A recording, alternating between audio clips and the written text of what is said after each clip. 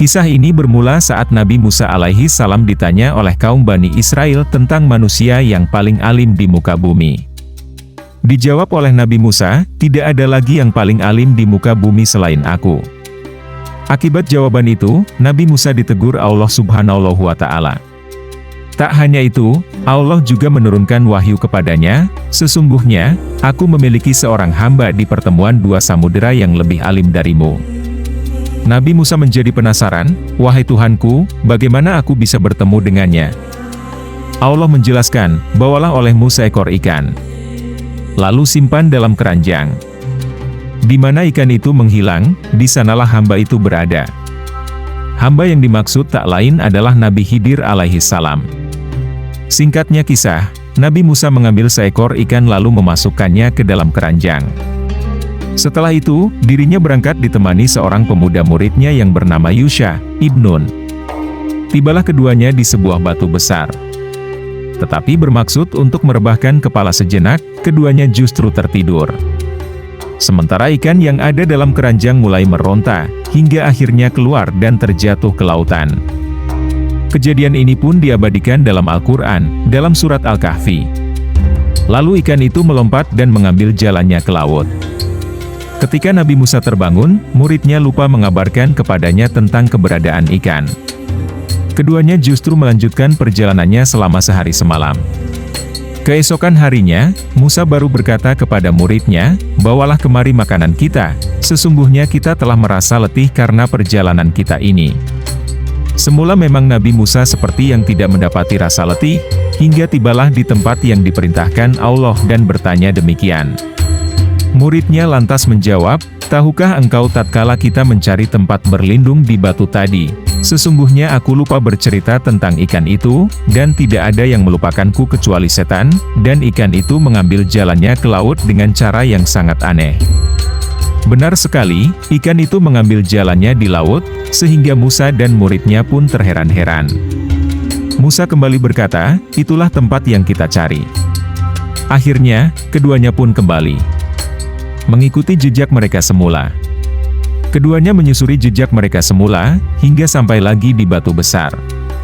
Di sana terlihat ada seorang pria yang berselimutkan sebuah kain. Musa pun mengucap salam dan dijawab oleh pria berselimut yang belakangan dikenal sebagai Nabi Khidir.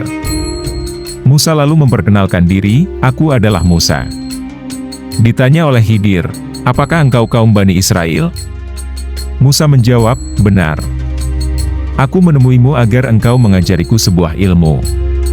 Kemudian, Musa meminta izin untuk mendampingi dan mengikuti Khidir.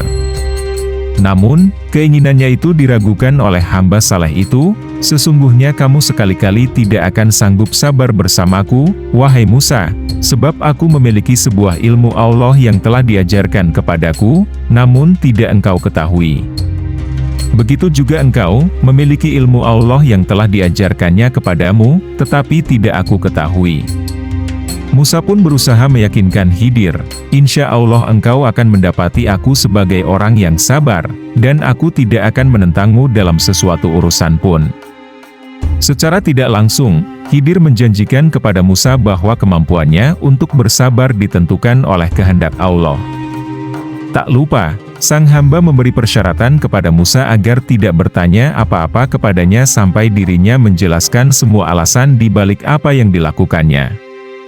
Jika engkau mengikutiku, janganlah engkau menanyakan kepadaku tentang sesuatu apapun, sampai aku sendiri menerangkannya kepadamu.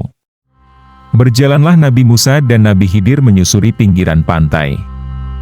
Saat ingin menyeberangi pantai yang lain, keduanya mendapati kapal kecil yang tengah mengangkut para penumpang.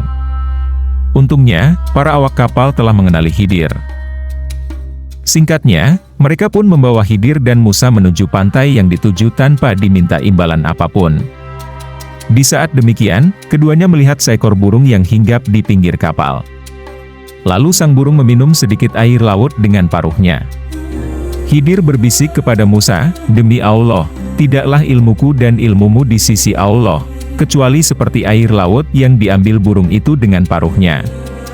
Saat keduanya berada di dalam kapal, Nabi Musa merasa heran luar biasa karena melihat Khidir melubangi kapal tersebut dengan melepas salah satu papannya. Musa pun lupa dan ingkar akan janjinya. Dalam pikirnya, setiap kerusakan di muka bumi adalah kejahatan.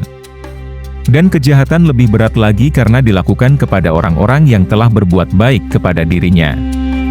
Nabi Musa lantas menanyakannya, "Mengapa engkau melubangi perahu itu yang akibatnya akan menenggelamkan penumpangnya? Sesungguhnya engkau telah berbuat satu kesalahan besar."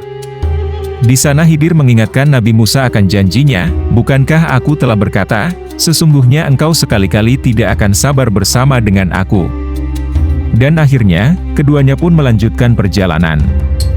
Namun, Nabi Musa kembali melihat keanehan yang dilakukan Khidir saat mengambil seorang anak kecil yang sedang lucu-lucunya dan aktif bermain, kemudian menidurkannya. Anak itu lalu disembelih oleh Khidir, dan kepalanya dipisahkan dari tubuhnya. Melihat hal itu, lagi-lagi Musa tak mampu bersabar. Ia kembali mengingkari janjinya. Padahal dirinya tahu akan janji yang telah disampaikannya. "Mengapa engkau membunuh jiwa yang bersih? Dia tidak bersalah apa-apa. Sesungguhnya engkau telah melakukan sesuatu yang mungkar." Khidir pun melontarkan teguran yang sama kepada Musa. "Bukankah aku telah berkata, sesungguhnya engkau sekali-kali tidak akan mampu sabar bersamaku?" Di sini Musa pun menyadari jika dirinya tidak akan mampu lama-lama menemani Khidir, sang hamba yang saleh itu. Ia tak kuasa melihat setiap kejadian yang dialaminya, sementara dirinya terdiam. Keadaan itu kembali kepada dua hal. Pertama, kembali kepada tabiat Musa. Sebagai sosok yang berjiwa pemimpin, Musa mungkin sudah terbiasa kritis atas setiap apa yang telah dilihatnya. Di saat yang sama, ia tidak terbiasa berdiam diri ketika melihat perkara yang tidak disukainya. Yang kedua, syariat Musa tidak membenarkan pembunuhan terhadap seorang anak, kemudian membiarkan pembunuhnya, bagaimanapun keadaan pelakunya. Artinya, dalam hal ini, Nabi Musa mengakui kesalahan yang dilakukannya terhadap Khidir. Karenanya, ia kembali meminta kesempatan yang ketiga dan berjanji, jika kembali bertanya sesuatu, dirinya berhak untuk berpisah dan ditinggalkan Khidir. Mereka pun melanjutkan perjalanan sampai di suatu kampung yang penduduknya kikir. Mereka berdua mencari orang-orang yang berkenan menjamu, namun, tidak mendapatinya seorang pun. Meski demikian, Khidir tetap memperbaiki sebuah dinding rumah di kampung tersebut yang nyaris roboh. Lagi-lagi merupakan perkara yang aneh. Mereka diketahui sebagai kaum yang kikir, namun Khidir mau memperbaiki dinding rumah mereka tanpa mendapat imbalan apapun. Disinilah Musa sudah memilih untuk berpisah dengan Khidir. Hal itu ditunjukkan dalam pertanyaannya tentang alasan mengapa Khidir mau memperbaiki rumah para penduduk kampung itu tanpa imbalan sedikit pun. Padahal, dari mereka tidak ada yang mau menyambut dan menjamu. Seandainya Musa bersabar dalam mendampingi Khidir, tentu Nabi Musa akan mendapatkan banyak keajaiban dan rahasia yang dialaminya. Sayangnya, Nabi Musa memilih berpisah setelah Nabi Khidir menjelaskan rahasia di balik semua yang dilakukannya. Adapun perahu itu adalah milik orang-orang miskin yang bekerja di laut. Maka, aku bermaksud membuatnya cacat karena di hadapan mereka ada seorang raja yang zalim yang akan merampas setiap perahu yang terlihat masih bagus, jelas Nabi Khidir pada Musa. Adapun anak yang aku bunuh itu, kedua orang tuanya mukmin dan kami khawatir kalau dia akan memaksa kedua orang tuanya untuk durhaka dan berbuat kufur. Maka, kami menghendaki bahwa Tuhan mereka menggantinya dengan seorang anak lain, yang lebih baik kesuciannya daripada anak itu. Adapun dinding rumah yang aku perbaiki itu adalah milik dua anak yatim di kota tersebut.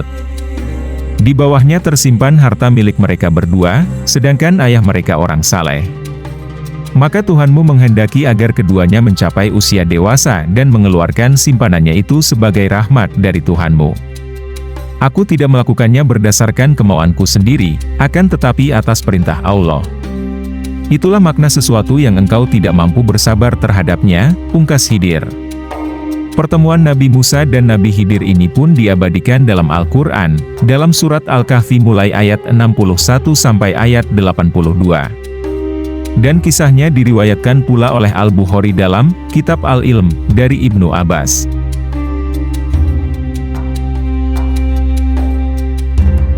Dari kisah di atas ada sejumlah pelajaran yang dapat kita petik.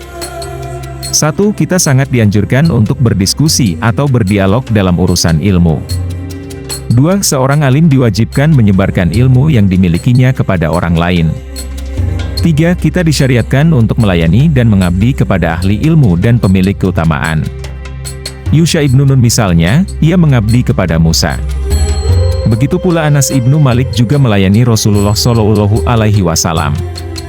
4. Seorang hamba diperkenankan bercerita rasa lelah, kesulitan yang dialami, atau keadaan penyakit, dengan catatan tidak membenci atau menyalahkan takdir yang telah ditetapkan untuk dirinya. 5. Khidir tidak mengetahui perkara gaib kecuali yang telah diberitahukan Allah kepadanya. 6. Kisah di atas meyakinkan kepada kita bahwa Allah Maha Kuasa untuk menghidupkan sesuatu yang sudah mati, seperti menghidupkan ikan yang dibawa Nabi Musa. 7. Melalui hadits itu, kita diajarkan untuk tetap bersikap lemah lembut kepada pengikut atau pelayan kita. Contohnya sikap Nabi Musa terhadap muridnya yang lupa mengabarkan akan hilangnya ikan. 8. Nabi Khidir telah melubangi kapal dan membunuh seorang anak. Namun kemudian dikabarkan bahwa apa yang dilakukannya semata-mata perintah dan kehendak Allah sebagai bentuk kasih sayang Allah. 9. Seorang yang bermaksud mengerjakan sesuatu di masa yang akan datang, disunahkan mengucap, Insya Allah, yang artinya, jika Allah menghendaki.